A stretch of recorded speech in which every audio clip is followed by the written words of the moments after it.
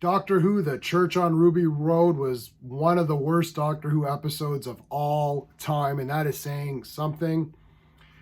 Whoo, let's talk about this garbage using my space system. Story, pacing, artistry, characters, enjoyment. Each category gets a score between 0 and 2. 2 is the best you can get in any category. You won't be seeing any of those in this review, but let's talk about the story. I was going to give it a 0, but it's Christmas. So I'm giving it a 0.5. No, the reason I'm giving it a 0.5 is that the goblins in it feed off of like accidents and coincidences, and it makes their victims more appetizing. I thought that was a kind of a neat idea, and the language of coincidences and accidents, and I thought that was kind of a neat idea. It wasn't really explored, but it was a little bit of an idea that I kind of thought was cool. The storyline is that Ruby was left on a doorstep, and she's grown up. She's a foster child. Her foster parents have fostered 400 children or whatever it was. I don't know what it was. It was 33. I remember the stupid number. Anyway, I guess she's trying to find out who her parents are. Why, I don't know, because that's just what they do. The doctor spends... Oh yeah, so she has another baby there, and then these goblins want to eat this baby. It's this big, huge Goblin King. He's huge. I don't know if the Goblin King is a male or female because the doctor is such an a-hole that he didn't ask the pronouns. So unfortunately, I don't know what this Goblin King is, and I was very upset that the pronouns of the Goblin King weren't asked. So I thought that was a fail. But we'll pretend it's a he. So he feeds on, babies or whatever he feeds on. I don't know, other people too. And they put him on a conveyor belt, and then he eats it. I don't know why they just don't drop it in. They sing a song. The song's awful and stupid and not catchy at all. This ain't Labyrinth, by the way. But anyway, so I don't know why they just can't eat another baby. Like, obviously the doctor's stopping it, so just eat another baby. But the doctor spends, I'm not joking, 60%, if not more, maybe 70% of screen time running around an apartment. It's like a 3-bedroom apartment or 2-bedroom apartment, and he's running around the apartment. They're on the goblin ship for a little bit, and they have a stupid song. And the rest of it is running around an apartment. I can't believe it. What a disgrace. What an absolute disgrace. Nothing happens. It's unbelievable. The other episodes in this, leading up to this, there have been some problems with them. There's a lot of the W stuff that people, don't like these days. There's a little bit of it here, not really anything too bad, but nothing happened. I'm in shock. Even in the other ones, something happened. I still gave the story a 1 or whatever for a couple of those specials. This was embarrassing. Nothing happened. I can't believe it. Maybe Chris Chibnall wrote a couple of stinkers that were worse than this. I'd have to really think about it. I guess Timeless Child is worse than this because it ruins Doctor Who lore. But if you don't care about Doctor Who lore and you're like, you know what, forget it. I don't care about Doctor Who, anything. I don't care. I just want to watch a show. People always say, I just want to watch a show. I don't want to get into it. Nothing happened. They're running around an apartment, I swear to you, for 70% of the, I don't know how long this thing was, but it's just running around an apartment. I can't believe it. It's awful. There's no story. 0. There's an idea that these goblins are around. That's the only reason I'm giving it a 0.5. So Merry Christmas, RTD. I gave you a 0.5 for story. For pacing, let me think. 0. It's boring. Nothing happens. Nothing happens. So 0 for pacing. For artistry, I'm going to give it a 1. The goblins looked kind of neat, I suppose. They're CGI. It's CGI heavy. But, the music's okay. I actually think, and this would be under artistry, I think Shuti's costume actually looks pretty cool to me. I grew up watching a lot of blaxploitation flicks, and I own a lot of them on DVD, and I like the style of that. I like the jacket. It's kind of just like a cool jacket. He looks pretty good. I'm weird like that. I'll get fixated on certain articles of clothing. That's just a weird thing for me. I like this jacket. I thought it looked good. Yeah, the music was okay. I like the intro. I can't give it a 2 out of 2 for the artistry because there's nothing to critique. Like they're in an apartment. I guess the apartment looked like real. I don't normally Doctor Who has a lot of fantastical things going on, interesting creatures or some locations or something. The interior of the TARDIS looks very good to me. I think it's very cool. It might be it. Well, I would say the interior of the TARDIS is my favorite interior of the TARDIS of all of New Who, actually, which is kind of crazy. I would almost go so far as to say that the interior might be my favorite interior of all of Doctor Who, which is be very tough to say right now, but I really do like it a lot. I like the intro, the font and all that. That's cool. So, but yeah, I'll give it a 1 for the artistry. It was good, right? But nothing glorious. Characters, I'm actually going to give the characters a 1. The reason I'm giving it a 1 is that I actually like Ncuti. As I said, I think he looks cool. I could have done without the singing and dancing. That was like horrendously stupid.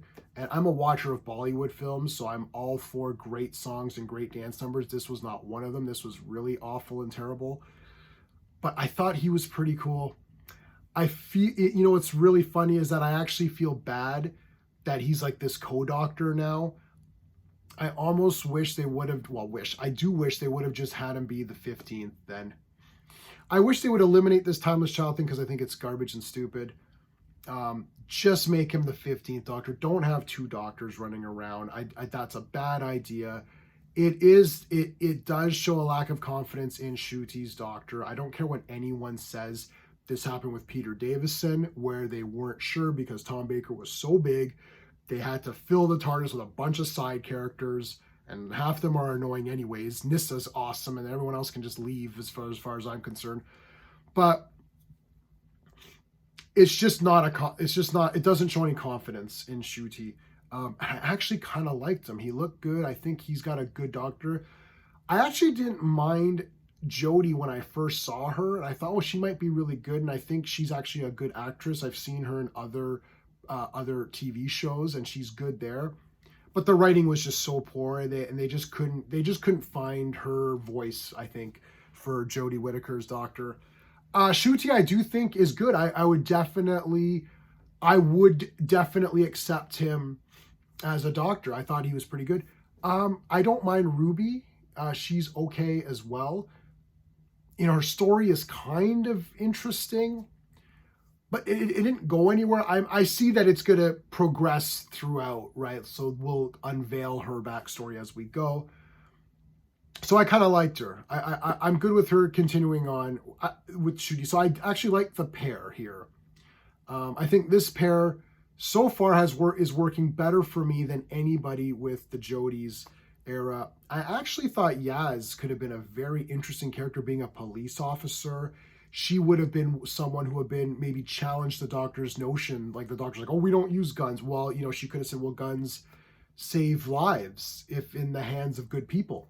She was a cop, but they immediately, Chris Chibnall, he made her a police officer, and then she did nothing that a police officer would do. So anyway, Ruby's just a regular person. So far so good with the characters. I can't give it any more than a 1 because unfortunately we didn't explore anything very much. The villains were trash. Nothing happened. The villains were just nothing.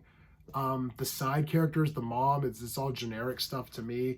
Didn't really do anything for me there.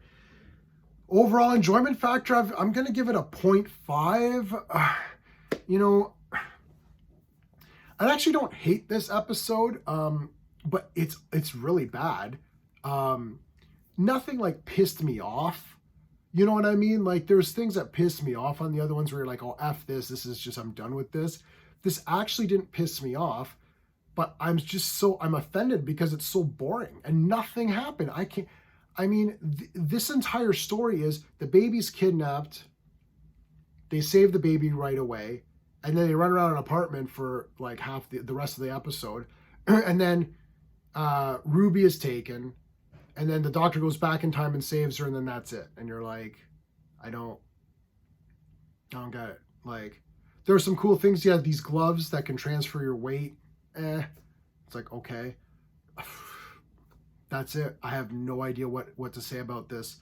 I know everyone's going to tell me what I in the comments, but, and I'm not going to go through my history with Doctor Who. Watch my other Doctor Who videos. I'm a super Doctor Who mega fan.